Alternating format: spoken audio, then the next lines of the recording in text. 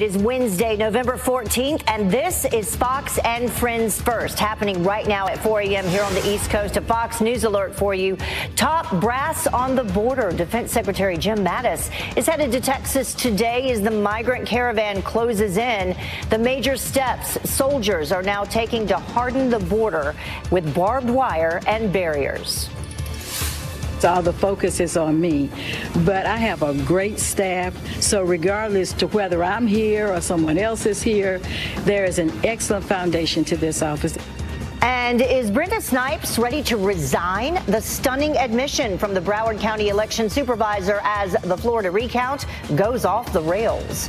And making the holidays great again. They may look like Legos, but these building blocks are a little bit different. The toy for tots, just in time for Christmas. Complete with a miniature President Trump. Fox and Friends First starts right now.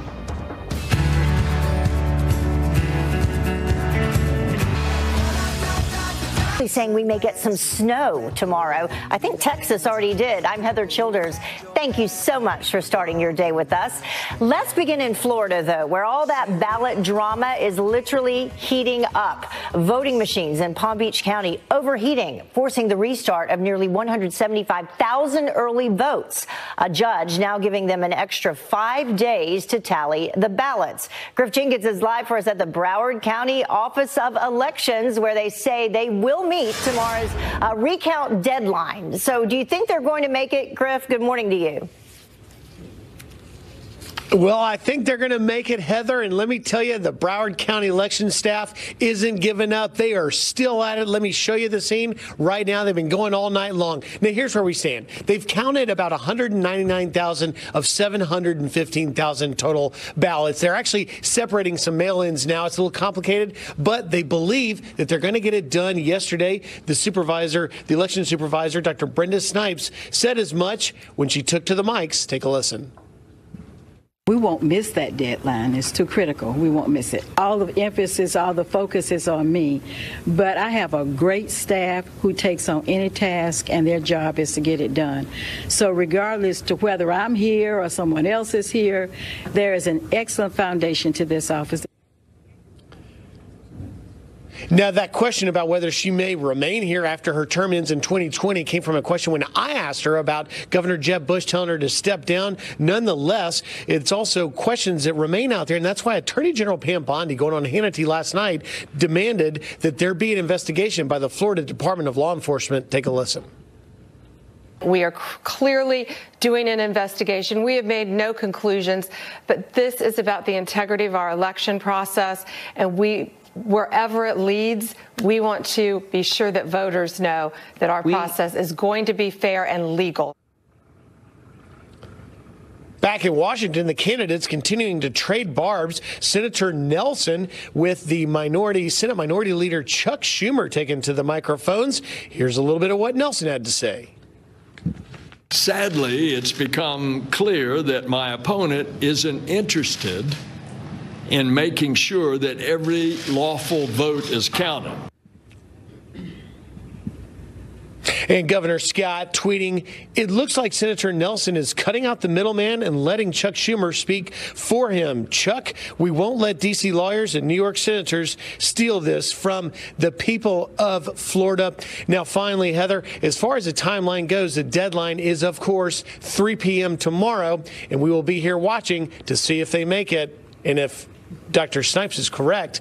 And then from there, we expect possibly the manual hand recount, so it's far from over. Yeah, far from over. Griff, thank you so much. We appreciate your coverage down there for us. Thank you.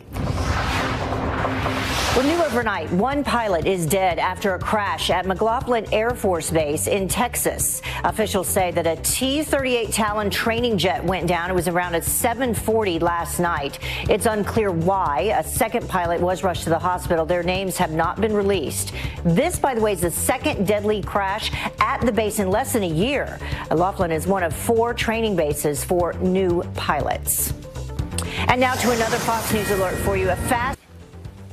Well, critics slamming outgoing Governor Jerry Brown as investigators look into whether faulty power lines are to blame for the wildfires. So the Democrat vetoed a bipartisan bill in 2016 aimed at lessening the risk of wildfires from utilities and power lines. And we'll continue to follow the situation out there. Some key leadership roles in other news are up for grabs today on Capitol Hill. All eyes on the House Republican leadership race, where Majority Leader Kevin McCarthy is the favorite to stay on as Minority Leader despite a challenge from Jim Jordan. The House Speaker vote will not come until later this month. Nancy Pelosi fighting to hold off a rebellion from the left's incoming lawmakers. You could call it that, a rebellion. Hoping for a fresh face and a commitment to end bipartisan gridlock. The 78-year-old Pelosi was Speaker of the House from 2007 until 2011. The Senate also, by the way, votes today, but major changes are not expected. Much more on all of that coming up. The race for a House Minority Leader comes down to a very legitimate bid from conservative Jim Jordan. But here's why Fox News politics editor, Chris Stirewalt, predicts current Majority Leader Kevin McCarthy will easily transition into the role. McCarthy is in a position where he's going to benefit from the same cycle that brought Paul Ryan to the speakership, which is this. There's going to be this magic window. And I have every expectation that McCarthy wins, and that he wins probably not. It probably shouldn't be that close. If it's close, that's a real problem. And then the fight will start over the fiscal cliff and the border wall and the shutdown and the same stuff. And Jordan and company will take Paul Ryan, who will still be the speaker until the 3rd of January, take him to the wall and say, you must fund the wall completely, you must do whatever. And then Ryan will do for McCarthy what Boehner did for Ryan, which is, Boehner called it to clean the stables, which is where you cut a deal with Democrats and you spend a quadrillion, bajillion dollars and you get it all done so that for the next year, McCarthy doesn't have to worry about having the same fight again. And Paul Ryan, of course, is retiring. Congressman Jim Jordan will make his case during the 7 o'clock hour of Fox and Friends. Well, President Trump makes a surprising announcement while celebrating the Indian holiday of Diwali at the White House. And Naomi Rao tapped to fill a powerful vacancy. I won't say today that I just nominated Naomi to be on the D.C. Circuit Court of Appeals, the seat of Justice Brett Kavanaugh. Thank you very much, Mr. President, for the confidence you've shown in me. I greatly appreciate it. Well, Rao, the daughter of Indian immigrants, is an administrator with Office of Information and Regulatory Affairs. She also served in the George W. Bush administration and worked for the Senate Judiciary Committee. A formal nomination is expected today. Well, the president's legal team could answer some questions in the Russia probe by the end of this week. Sources telling Fox News that lawyers have been finalizing some answers to Robert Mueller's written questions. The special counsel has been investigating the 2016 Trump campaign for possible ties to Russian officials. The president has repeatedly denied any collusion. Well, British Prime Minister Theresa May holding an emergency Brexit meeting with her cabinet today. This comes after UK and EU officials agree on a draft agreement. Lawmakers still have to vote on the deal, which faces heavy opposition. Critics say that it keeps the UK too closely tied to the European Union and limits Britain's opportunities to strike new trade deals. And back at home, a tourist at the White House totally shocked when the First Lady shows up. Melania Trump sharing photos from her surprise visit with guests. Tweeting this, on this World Kindness Day, I had fun surprising visitors to the White House. Thank you all who come through and visit this magnificent home. Hashtag be best. It's on the House, where Democrats are ready to take the reins. So what can we expect with lawmakers like Nancy Pelosi and Maxine Waters in power? We'll talk about it.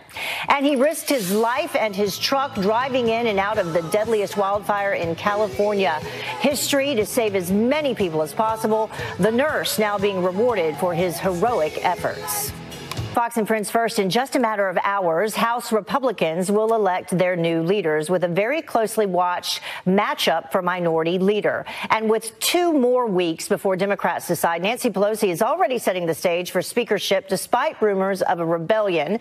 So how does this all shake out? Here to break it down for us is GOP strategist and former political director for the Republican Party of Texas, Ash Wright. Thank you so much for joining us. Yeah, we appreciate it. Thanks for having me. So let's jump right into the situation going on with Nancy Pelosi.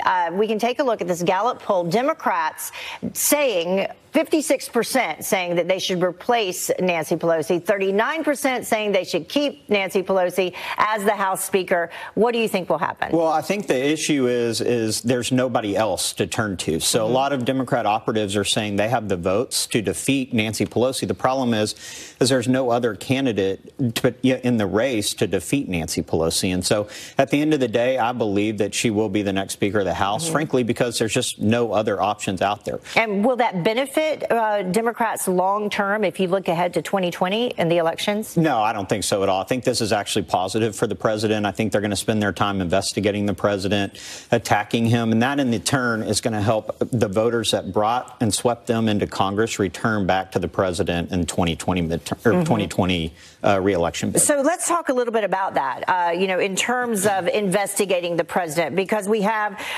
some key Democrats taking over some key committees, and we can show that to people at home. I believe we have Maxine Waters. We've told you she would be taking over the House Financial Services Committee. Adam Schiff would be taking over the House Intelligence Committee, and Jerry Nadler would be taking over the House Judiciary Committee. Yeah, so, these are powerful positions. They have subpoena ability. They can bring anyone in from the administration, from the campaign team to testify in front of their committees. I would warn them, though, against being too overly, aggressive against the president. If they come across as a party that's only interested in destroying President Trump and not actually producing a positive legislative agenda for the Republican people. But does it appear to be going that direction, or does it appear to be going, anti-president? Because we've had Maxine Waters already saying that she's going to go after two huge banks, like Deutsche Bank and Wells Fargo. We've had Adam Schiff, who's saying that he intends to use his role to aid the Mueller investigation. Yeah, and I think, all that plays into it. So, at the end of the day, all of that plays into attacking the president's agenda as a whole. And so, they need to stop as a party and really push, the key legislative issues like health care, infrastructure, and not concern themselves with, just constant investigations, which will in turn, I think, benefit the president. Yeah, and then we should mention Jerry Nadler with the House Judiciary Committee saying that he plans to call acting Attorney General Matthew Whitaker as his first witness. He has backed off, though, on the Kavanaugh issue, which previously he has said that he would go down that road. And that is the right move for them. As everybody knows, Kavanaugh, polled very highly, had a huge effect on the midterm elections. And so that is the right move. But again, they're going to continue to press on with Matt Whitaker and continue against the president. So Republicans are set to elect some similar team of leaders today, not expecting any huge changes, though. Exactly. Yeah. So, Jim Jordan is, is putting together, some sort of coalition, obviously the Freedom Coalition. But again, similar to Nancy Pelosi, there's just not enough votes to defeat Kevin McCarthy, and he will likely be the minority leader. And Paul Ryan retiring through his support behind McCarthy exactly. as well. So, House Republicans will elect Kevin McCarthy. Okay. Thank you so much. That was a lot to get through. Absolutely. We managed to Thanks do it. for having me on. We appreciate it. Well, the time now is about 18 minutes after the top of the hour. And apparently Republicans are uneducated. That comment from a newly elected lawmaker caught on camera. Racist, period. Most of the Tennesseans who voted Republican are uneducated. Well, apparently Republicans are uneducated. That comment coming from a newly elected Democrat in Tennessee. Tennessee's racist, period. Most of the Tennesseans who voted Republican are uneducated. So they don't even know that they showed up to the polls to vote against their own interests. They literally voted on color lines. So racist and uneducated. Carly Shimkus with Fox News Headlines 24/7, Sirius XM 115, here with how Congresswoman London Lamar is now trying to walk back that comment. That'd be a little difficult. Yeah, she is the newly elected Tennessee State House Representative. Like you said, her name, London Lamar. She is in the spotlight, and she is now addressing the fallout from those controversial comments. But she also says that she was just providing the facts. Quote, What was called a rant is actually a statistical analysis of the midterm elections based on my numerous years of political experience. I made one mistake, and that was an overgeneralization of white people, and for that I sincerely apologize. But critics are now blasting her remark on social media. Just take a look at some of this reaction. Melissa all fired up, saying calling Tennessee voters uneducated racist while holding that seat is unconscionable. It saddens me to know that somebody who feels that way about her constituents should have such a trusted position.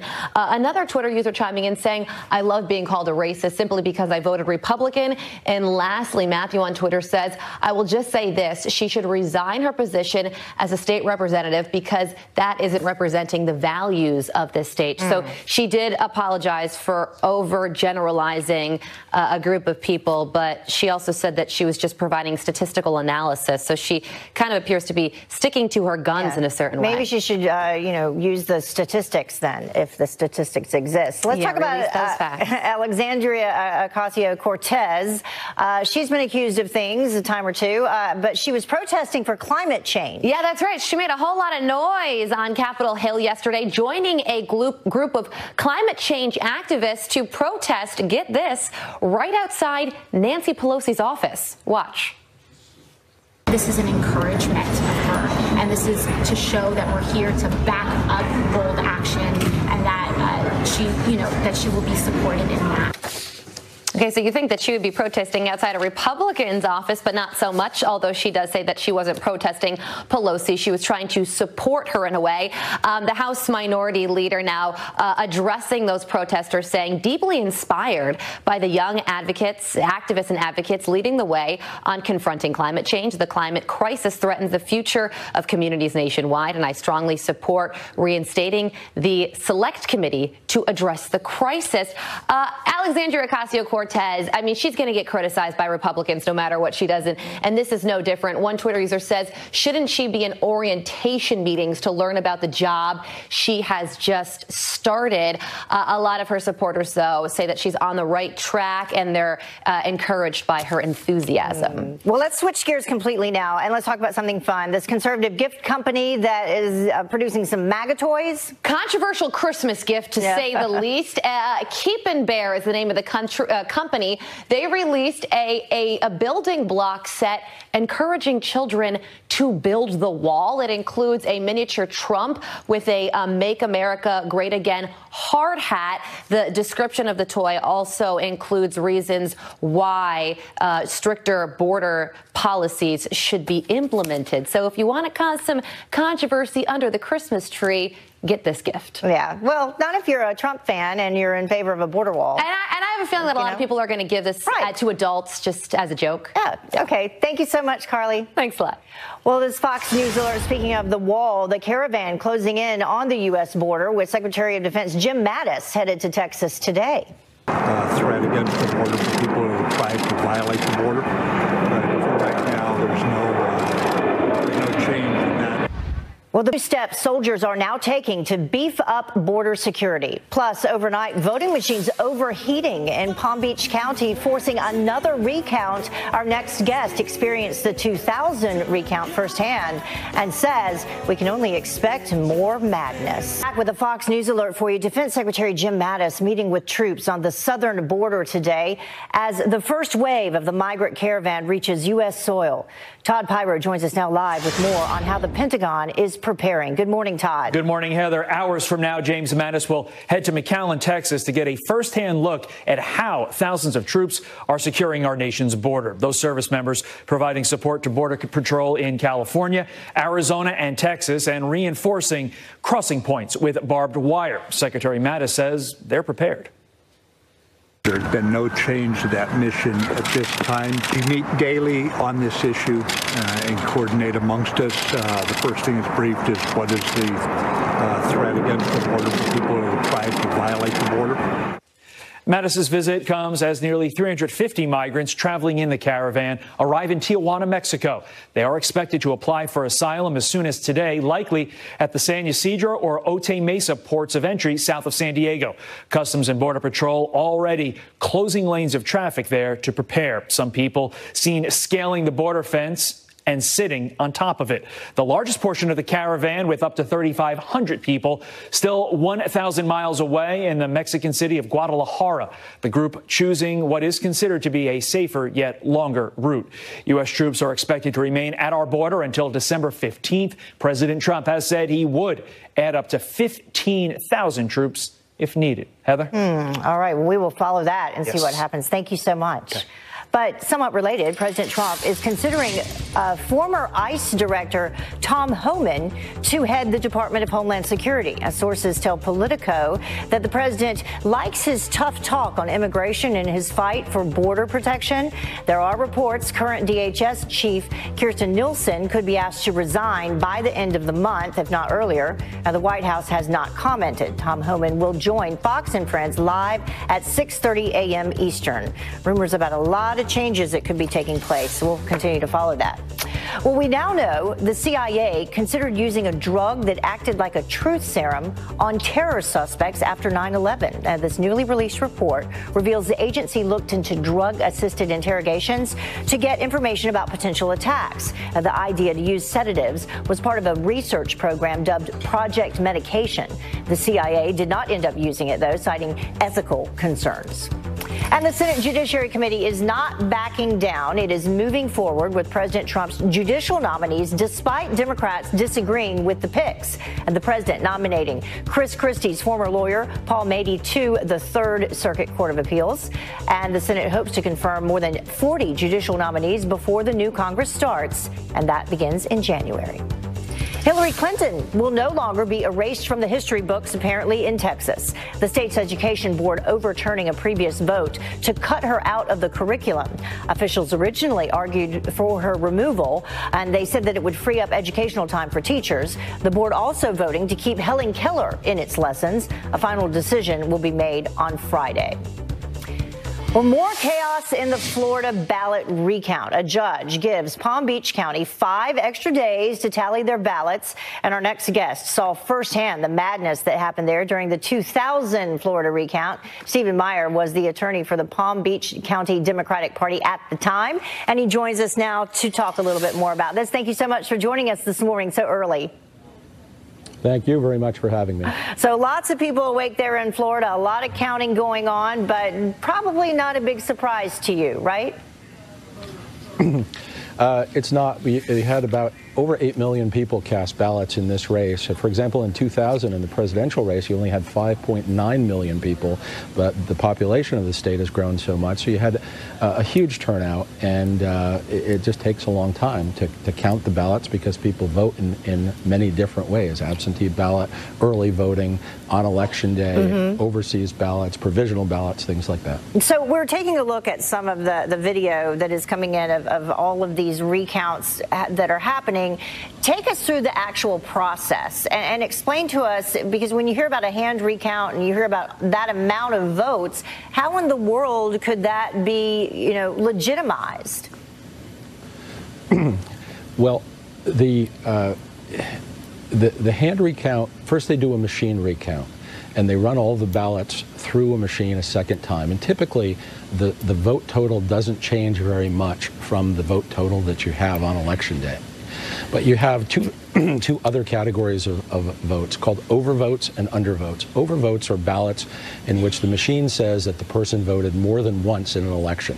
So, for example, in a presidential election, they voted for 2 different candidates. So the machine will not count those. And then you have undervotes, where the machine does not read any vote for in a particular race for any candidate. This is really the key in recounts. The value lies in the undervotes, and you have to look at those ballot by ballot, because it's sort of like taking an SAT test. You fill in the bubble, and if you don't use the right leaded number 2 pencil, if you don't make a dark enough mark, if you color outside the bubble, or you have some stray mark, then the machine will not count it. But in a hand recount, the canvassing board in each county can look at that, and they can see that a vote was cast. And so many of the votes that are the undervotes actually should be counted. So when we hear about new ballots being found, you say that's not the case? That is not the case at all. There are still Go ahead. Excuse me. There are still some ballots coming in. For example, the overseas ballots. In a federal election, voters who live outside, who are registered in Florida but live outside the state, have 10 days from the election day. So that would be Friday of this week to return their ballots. The ballots have to be postmarked on or before the election day, but they can be received up to 10 days later. And this includes members of the military. It includes students or people working overseas. And so I don't know what the total is going to be, but those ballots are still coming in, and there should be at least several thousand in the state. Why does it always seem then that when we get to this point that the party that benefits tends to be the Democratic Party? I don't think they're benefiting. I think the Republicans have actually benefited. For example, in Broward County, you had this ballot error. In 2000, we had two different design errors, one in Palm Beach County that was called the butterfly ballot, and one in Jacksonville, that's Duval County, that was called the caterpillar ballot. Those together took tens of thousands of votes away from Al Gore. And here in Broward County, you have a different design error this time that appears to have thrown the election to Rick Scott. It cost Bill Nelson probably about 10,000 votes in Broward County because people didn't see the race, where it was placed on the ballot, and they skipped it. It's a total anomaly. So Broward County has under 10% of the population of Florida, but 74% of the people who skipped this voting in the Senate race are in Broward County. All right. Well, we will see if they meet these deadlines coming up very quickly. Stephen Meyer, thank you so much for joining us. We appreciate it. My pleasure. Thank you. The time now is about 20 minutes until the top of the hour. And from the roads to skies, if you're heading home for the holidays, pack your patience. Experts say millions more are traveling this year than last year. We will tell you what the secret is to beating the holiday hustle up next. And good news, millions of free sandwiches from Chick-fil-A, but that's not even the best part. The even better news straight ahead. Welcome back. You're watching Fox and Friends First. If you're hitting the road for the holidays, you better buckle up. Millions more people expected to hit the road and skies this year than in years past. Lauren Blanchard takes a closer look. It's expected to be the busiest Thanksgiving for travel in a long time. A record number of people predicted to take to the roads, rails, and skies in more than a dozen years. The Transportation Security Administration says between the Friday before Thanksgiving until the Sunday after, some 25 million people will pass through an airport security checkpoint. I'm here to announce that we're ready. We have additional staff at all our checkpoints and throughout our airports. That's an increase of nearly 5% over last year, with the worst airline travel day expected to be the Sunday when everyone returns home after the long weekend, meaning... So if you're traveling this holiday season, give yourself a little extra time. Pack a little extra patience and serenity. And it's not just the airlines that will be backed up. AAA is saying they estimate some 54 million people will travel 50 miles or more from home to celebrate, most of them by car. The worst cities for drivers will be San Francisco, New York City, and Boston, with that congestion starting by this Monday. Experts say the increased travel is likely because people have more disposable income. And if you're wondering, the best day for travel is Thanksgiving Day. In Washington, Lauren Blanchard, Fox News. I had no idea that was coming up next week already. Well, turning now to Fox Business Alert. Amazon's decision to split its new headquarters between New York and Northern Virginia is generating a lot of buzz. Tracy Krasko from our sister network, Fox Business, is here with the mixed reaction. Good morning, Tracy. Good morning, Heather. Yes, the new announcement comes as Amazon expected to create thousands of jobs in both of these cities. Also, the new headquarters expected to generate billions of dollars in tax revenue. But a lot of people are questioning the incentives given to Amazon to get them to choose Long Island City here in New York and Crystal City in Virginia. New York State, throwing about $1.5 billion in taxpayer-funded incentives for getting that headquarters. So that is equal to, you break it down over 10 years, that breaks down to about $48,000 per job coming to New York York State. Also, you compare that to 22,000 in Virginia. So the incentives, they work out, they are triple in New York State rather than in Virginia. So many people are wondering why. Although Governor Andrew Cuomo has said that this is one of the largest, most competitive economic development investments in U.S. history, here's what New York City Council Speaker Corey Johnson had to say. He said Amazon is one of the richest companies in the world. I also don't understand why a company as rich as Amazon would need nearly $2 billion in public money. A lot of people wondering that as well. Man, costing taxpayers a lot of money. Well, let's talk about not costing a lot of money. Chick-fil-A and a new deal. Yes, that's right. Chick-fil-A has announced that they are going to now be delivering to your home. So you can order Chick-fil-A from about 1,100 of its restaurants around the country within a 10-minute radius of where you live. So to celebrate this new deal with DoorDash, who will be partnering with them on the delivery, you will be able to get a free Chick-fil-A sandwich. You just have to place your order by next Tuesday. You have to use the code CFA delivery on orders at least $5 or more. Man, Chick-fil-A delivery trouble. Capital T. All right. Thank you so much. Appreciate it. Well, free welfare, free health care, free education, and now driver's licenses. New York could soon allow more illegal immigrants to get behind the wheel. Why GOP Councilman Joe Borelli says relaxing even more rules is only raising the security risk. You're watching Fox and Friends First. Former New York City Mayor Michael Bloomberg will decide whether to run for president by February. He plans to sit down with his advisors over the holidays to determine if he has a path to victory. Bloomberg spent more than $100 million to help elect Democrats in the 2018 midterms. And another 2020 Democratic presidential hopeful is taking shots at the party's leadership. Look, Schumer and Waters and Pelosi, they are not in line with what the Democratic Party is supposed to be. The Democratic Party is supposed to be the party that looks out for the working class citizens. Richard Jetta is eyeing the presidency after losing a House race in West Virginia in the midterms. The West Virginia Democrat voted for President Trump in 2016. Well, New York could soon offer driver's licenses to illegal immigrants thanks to a controversial bill that Governor Cuomo promises to sign if it comes across his desk. And it's not the first time the state has floated the idea. But if voters didn't want it then, do they want it now? Joining us live is New York City GOP Councilman Joe Borelli. Thank you so much for joining us this morning. We appreciate it. So New York will be joining 12 other states. There are 12 states right now that allow illegals to apply for driver's licenses.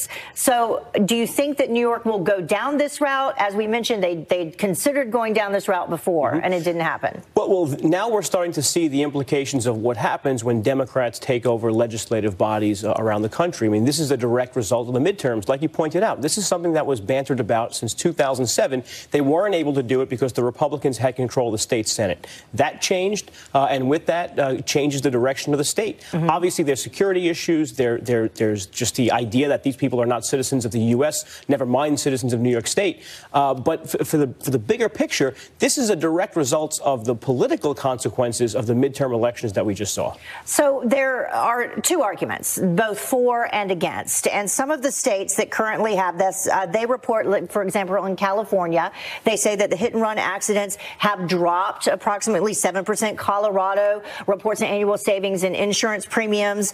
New Mexico, they say traffic fatalities have fallen. Sure. So New Mexico, for example, it has one of the highest rates of uninsured drivers still, and that was one of the arguments for this again.